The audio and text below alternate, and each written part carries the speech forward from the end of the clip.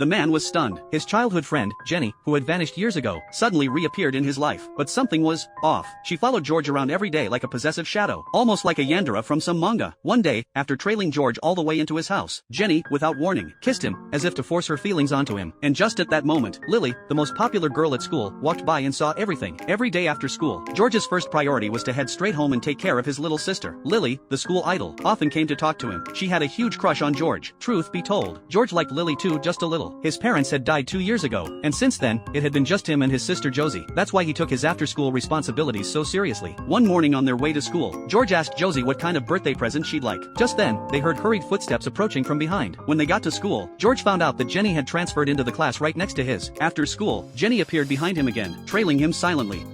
Naokun, Naokun, Naokun, Naokun, Naokun, Naokun, Naokun, Naokun, Naokun, Naokun, Naokun. Unable to take it anymore, George turned and asked why she kept following him. Jenny lit up with joy that he still remembered her, but George still hadn't forgiven her for what happened 6 years ago, when Jenny had destroyed his flower garden. He held a grudge ever since. Jenny, on the other hand, pretended that none of that had ever happened. She suddenly grabbed George from behind and said, "I won't let go until you hear me out." Feeling overwhelmed and suffocated, George had no choice but to agree to her request, just to get her to stop.